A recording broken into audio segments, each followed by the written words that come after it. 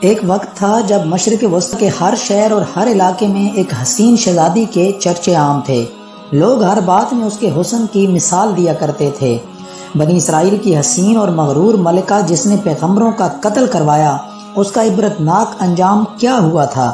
اس کی لاش کو جنگلی کتوں نے نوچ نوچ کر کیوں کھایا تھا؟ ان تمام سوالات کے جوابات جانتے ہیں اس ویڈیو میں۔ پیارے دوستو، ہمارا یہ چینل اسلام سے متعلق ہے۔ آپ سے گزارش ہے کہ چینل کو سبسکرائب ضرور کر لیں تاکہ اس طرح کی مزید اسلامک انفارمیٹیو ویڈیوز آپ تک بآسانی پہنچ سکیں۔ بسم اللہ الرحمن الرحیم۔ السلام علیکم۔ پیارے دوستو، یہ بیان ہوتا ہے کہ اس وقت اسرائیل میں جو بادشاہ حکمران تھا اس کا نام اخیب تھا اور اس کی بیوی کا نام ایزابیل تھا۔ یہی وہ عورت تھی جو پوری بنی اسرائیل قوم کو شرک میں مبتلا کرنے میں کامیاب ہوئی، جو خود دراصل بال نامی بت کی پرستار تھی۔ بال بت یہودیوں اور اسرائیلیوں کا سب سے بڑا اور مشہور دیوتا تھا۔ کہا جاتا ہے کہ وہ بت سونے کا تھا اور اس کا قد 20 گز تھا۔ 400 افراد اس کی خدمت پر مامور تھے۔ اس کے علاوہ وہ سال کے مخصوص مہینوں میں اس کے گرد میلے لگاتے تھے، منتیں مانی جاتی، سونے چاندی کے نذرانے چڑھائے جاتے تھے۔ جب یہ قوم مکمل طور پر شرک و کفر میں مبتلا ہو گئی تو اللہ تعالیٰ کی طرف سے حضرت الیاس علیہ السلام کو حکم ہوا کہ وہ اس خطے میں جا کر توحید کی تعلیم دے اور اسرائیلیوں کو بت پرستی سے روکے۔ حضرت الیاس علیہ السلام نے جب بنی اسرائیل کو صراط مستقیم پر چلنے اور کفر و شرک سے باز رہنے کی دعوت دی تو انہوں نے دعوت حق مسترد کر دی، جس پر اللہ تعالیٰ نے انہیں خشک سالی سے دوچار کر دیا۔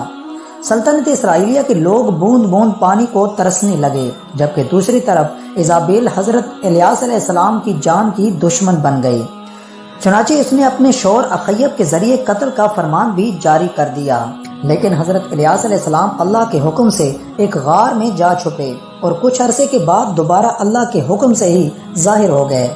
حضرت الیاس علیہ السلام نے دوبارہ سب کو دین حق کی دعوت دی اور واضح طور پر یہ معجزہ بھی دکھایا کہ خشک سالی کے خاتمے کی دعا فرما کر اللہ کے حکم سے ختم کیا۔ اس کے بعد موسلادھار بارش ہوئی، لیکن اس کے باوجود سلطنت اسرائیلیہ کے بادشاہ اخیب اور اس سرکش خونخوار ملکہ ایزابیل نے دعوت حق قبول نہیں کی اور ایک بار پھر اللہ کے نبی حضرت الیاس علیہ السلام کے قتل کا ارادہ کیا۔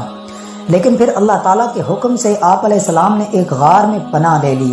اسرائیل اور یہودیوں کے سرحدی علاقوں پر وحشی قبائل آباد تھے جو لوٹ مار کیا کرتے تھے، لیکن اب ان کی آبادی بھی بڑھ چکی تھی اور وہ کافی طاقتور بھی ہو چکے تھے۔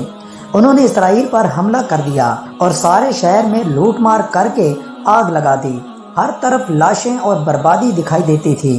اس وحشی قوم نے اخیب ملکہ ایزابیل اور اس کے بیٹے کو بھی قتل کر دیا، اور وہ ملکہ جسے اپنی طاقت، بادشاہت اور اپنے حسن پر اتنا غرور تھا، جب وہ مری تو اس کی لاش کو سڑکوں پر پھینک دیا اور بنی اسرائیل نے اپنی آنکھوں سے دیکھا کہ بہت سارے جنگلی کتے اس کی لاش کو نوچ نوچ کر کھا رہے تھے۔ اس وقت نہ تو اس کا دیوتا بال کام آیا اور نہ ہی کوئی باطل معبود۔ پیارے دوستو، اس واقعے کا ذکر قرآن کریم میں بھی آیا ہے، جیسا کہ اللہ تعالیٰ نے ارشاد فرمایا، اور الیاس بھی پیغمبروں میں سے تھے جب انہوں نے اپنی قوم سے کہا کہ تم ڈرتے کیوں نہیں؟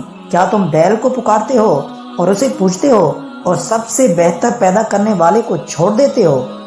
پیارے دوستو، جو اللہ پاک کی نافرمانی کرتا ہے اس کا یہی انجام ہوتا ہے۔ اللہ پاک ہمیں صحیح معنی میں دین کو سمجھنے اور اس پر عمل کرنے کی توفیق عطا فرمائے، آمین۔ اسلام کے متعلق مزید معلومات کے لیے چینل کو سبسکرائب ضرور کر دیں۔